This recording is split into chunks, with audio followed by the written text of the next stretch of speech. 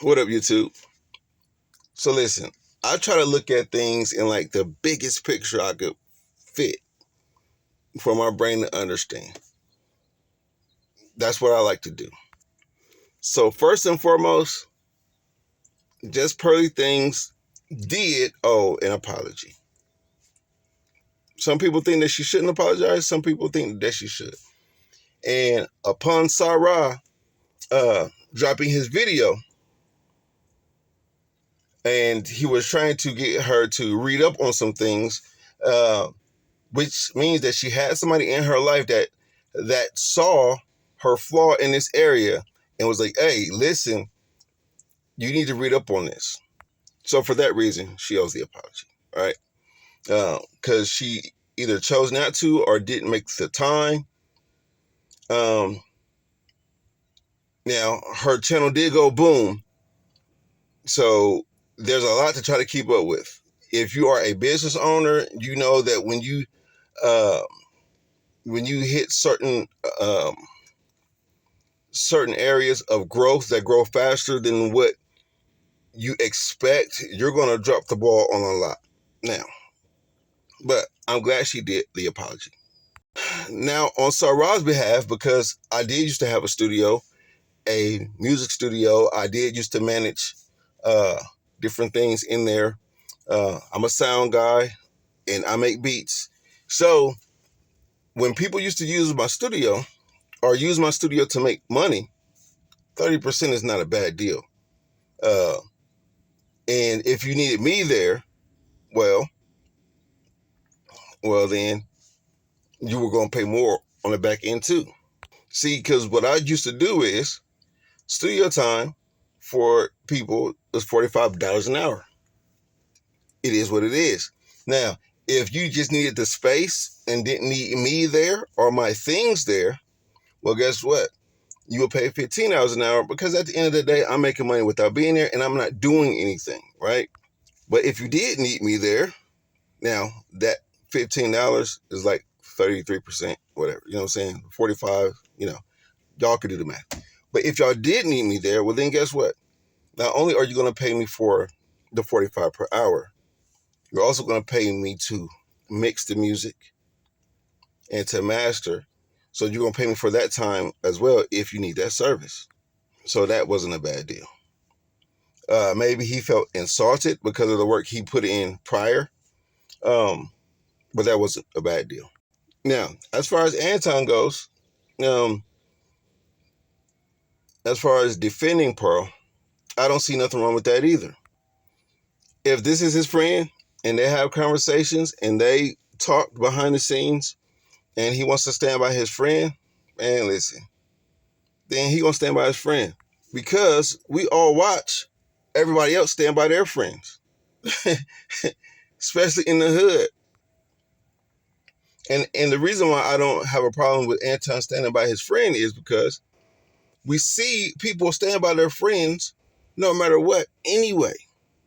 Like in the hood, you know that your homie shot that person. You know that they did the drive-by.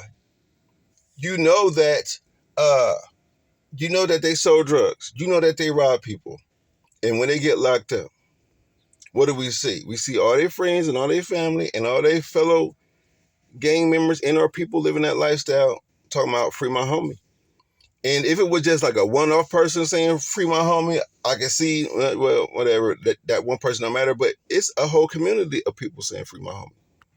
And I can almost guarantee you that the people's lives that were taken by that person or the people that were affected negatively by that person don't feel the same way. I'm personally not affected by the things that she said because if we're going to keep it real, I've heard other content creators say a lot worse uh, when it's in regard to different races.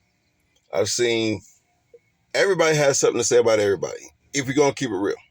Now, some of your perspectives may be different than mine.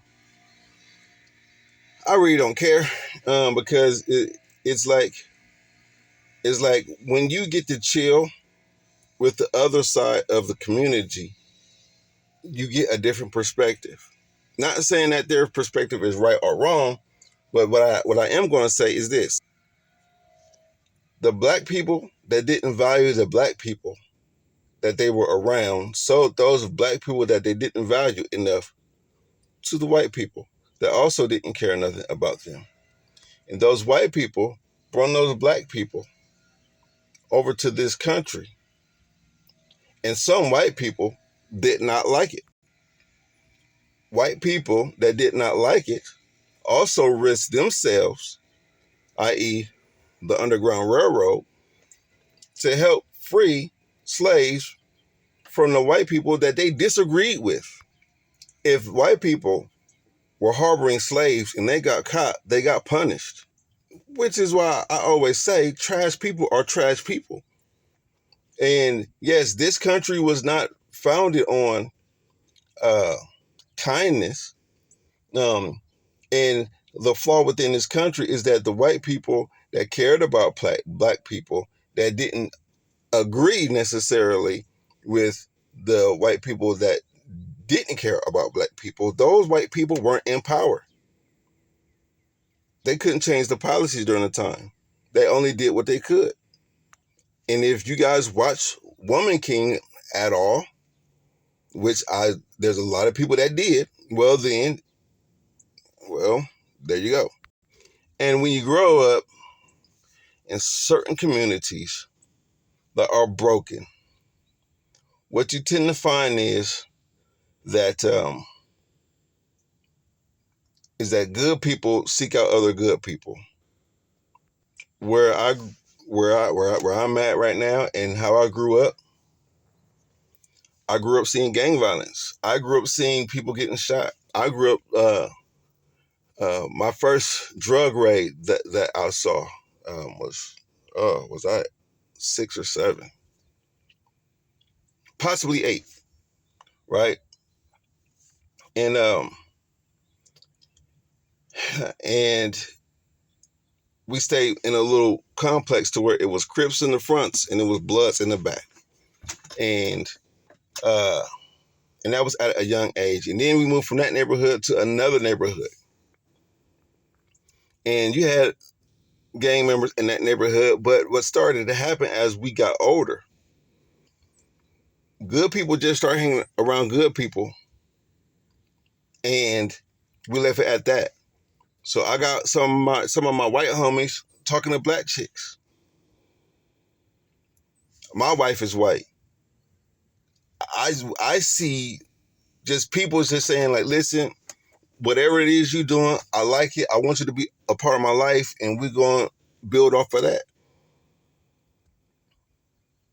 Because, people like to say, well, water seeks its own level, but they never bring into, they never added in that, well, maybe your own level may not look like you. We're all human, so that's all the similarities that we need. And when you put people in a certain situation and they're like, I'm done with this situation, I don't want no parts of it. And then you seek out other good people, and then you have friendships that go beyond the race of color. You know what I'm saying? And because your external skin is different, that means that your internal is supposed to be different. And some people may not understand that. And we can't make everybody understand everything. And that's life. We have nicknames for some of our white friends. Now, the world may not see it as being cool. And my white friends have a nickname for me. I grew up in this old guy named Jack. When I was a little kid, and he's a war veteran. And I've met a whole bunch of white war veterans that I'm cool with. He seen me hanging out with the kids in the neighborhood, and he said, "Hey, you come here." And I was like, "Sir," he was like, "You could come over here anytime." He was like, "I don't want you hanging around those boys." Straight up. Here's what he told me. Now, my dad taught me how to work on cars a little bit, but Mr. Jack used to build cars from scratch. So Mr. Jack taught me how to work on cars, and his friend Pedro taught me how to weld. Now, these are white guys. And me and my dad, we used to go over there all the time. He used to fix my dad's truck for free.